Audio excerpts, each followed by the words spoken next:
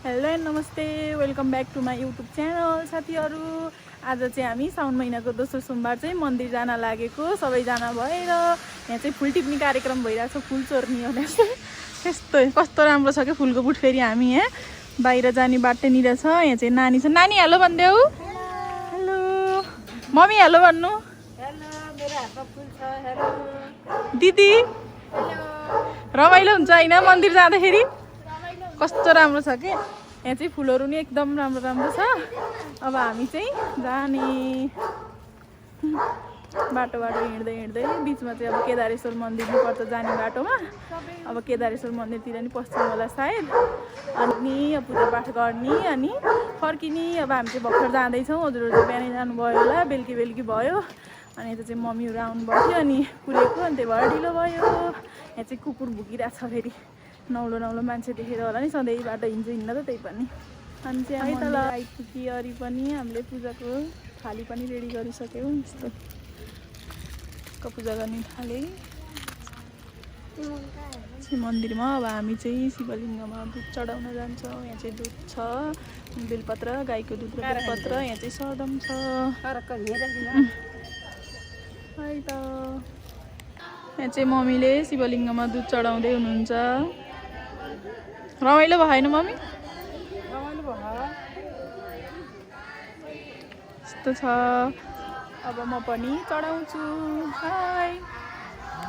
यहाँ चाहिँ सानो बाबुहरूले चाहिँ किताब पढिराख्नु भएको छ, ध्यानहरू गर्नु हुँदो रहेछ। कस्तो राम्ररी सानो बाबु नानीहरू हुनुहुन्छ। नानी त होइन, बाबु मात्रै हुनुहुँदो रहेछ।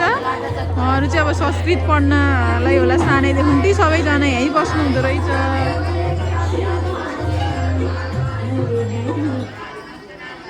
हाम्रो केदारेश्वर मन्दिर।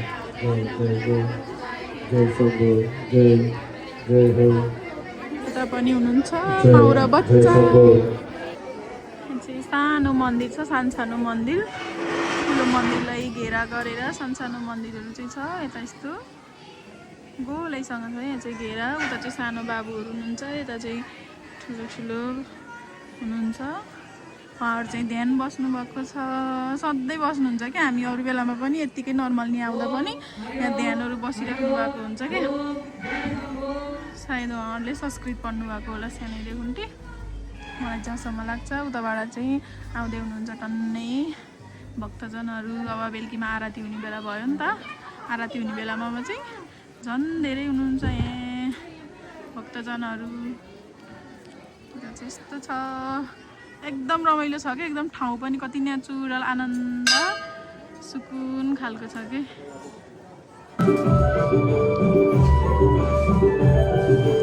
मम्मीले पूजा गर्दै हुनुहुन्छ। सरस्वती भगवान हुनुहुन्छ कि अब भगवान नै नचिनिने भयो। होइन, दुर्गा भगवान हुनुहुँदो रहेछ। यता बाघको माथि दुर्गा भगवान। अब चाहिँ हामीले यहाँ धुप चाहिँ जलाउन लागेको छौँ। सबै अब पूजा गरी भएर चाहिँ अब अन्तिममा धुप जलाउन लागेको। मम्मीहरूले जलाउँदै हुनुहुन्छ। अब मम्मीहरूले भएपछि चाहिँ मैले धुप बाल्छु।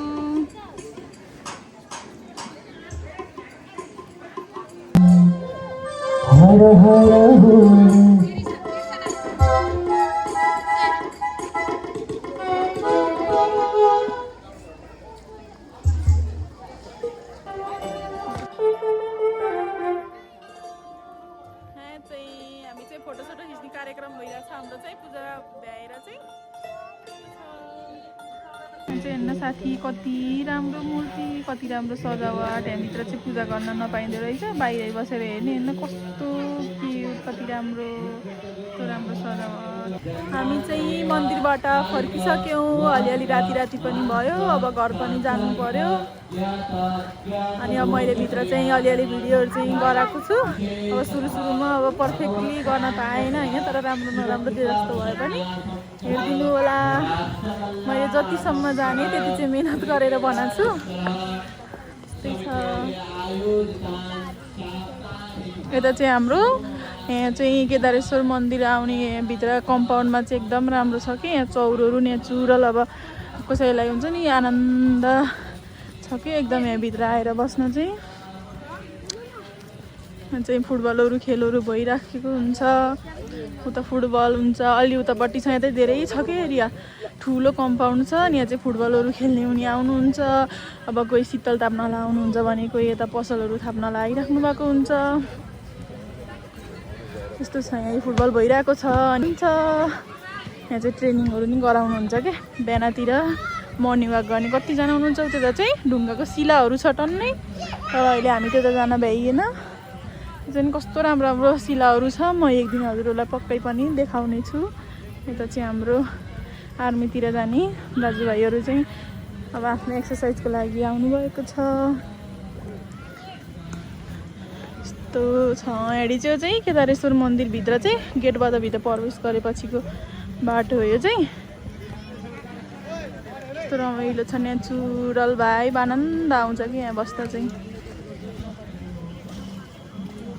हामी चाहिँ आइपुगिसक्यौँ मन्दिरमा 10 मिनट हिँडेपछि चाहिँ आइपुगिन्छ यहाँ चाहिँ कस्तो राम्रो राम्रो ढुङ्गाहरू छ कति राम्रो यसको कति राम्रो देखेको छ तालमा ढुङ्गा यस्तै हनुमानजी हुनुहुन्छ म चाहिँ सानैदेखि हनुमानसँग चाहिँ कति रमाइलो लाग्थ्यो कि कति फोटो नि खिचिसकेको छु मैले उता चाहिँ मन्दिर छ अब हामी चाहिँ पूजासुजा गर्छौँ के भन्छ डम्बर के भन्छ यो नाम पनि हनुमानको के रे यो पहेँलो डल्ला के लस्टी होला हनुमानजीको यस्तो राम्रो हुनुहुन्छ कस्तो हुप्प परेर यस्तो छ हामी चाहिँ पूजा गर्छौँ है त हामी त पूजा गर्दा गर्दै राति पनि परिसक्यो हनुमानजीको चाहिँ पूजा गरेर आइसक्यौँ अब त पानीहरू पनि पर्न लागिसक्यो अब चाहिँ हामी छिटो छिटो गरेर जान्छौँ घरतिर अब अर्को सोमबार चाहिँ हामी तालबराई मन्दिर जान्छौँ होला सायद यस्तो छ यहाँ मन्दिरको भ्यू चाहिँ देखाउँछ हजुरहरूलाई पक्का यता दियोहरू बाल्ने ठाउँ छ यता ढुङ्गाहरू हजुरहरूलाई ढुङ्गामा चढ्नु मन लाग्यो भने टिकट काटेर चढ्न सक्नुहुन्छ उतादेखि चाहिँ ढुङ्गाहरू छ कस्तो खालको ढुङ्गा चढ्न मन लाग्छ फ्री काइकिङ गर्ने हो कि ढुङ्गा चढ्ने हो कि पाइडल ढुङ्गा चढ्ने हो कि जस्तो चढे पनि पाइन्छ हामी यहाँको मन्दिर चाहिँ है सानो चुटुक्कको छ तर एकदम राम्रो छ यता पुल तरेर नि आउन मिल्छ उता चाहिँ बाटो छ हाइवे रोड अनि यता चाहिँ मन्दिर छ अब हामी पूजासुजा गर्छौँ अनि घरतिर जान्छौँ है त आजको लागि चाहिँ यति नै मेरो भिडियो हेरेर लास्टसम्म आइदिनु भएकोमा धेरै धेरै धन्यवाद do not forget like comment share and subscribe bye मेरो युट्युब फ्यामिली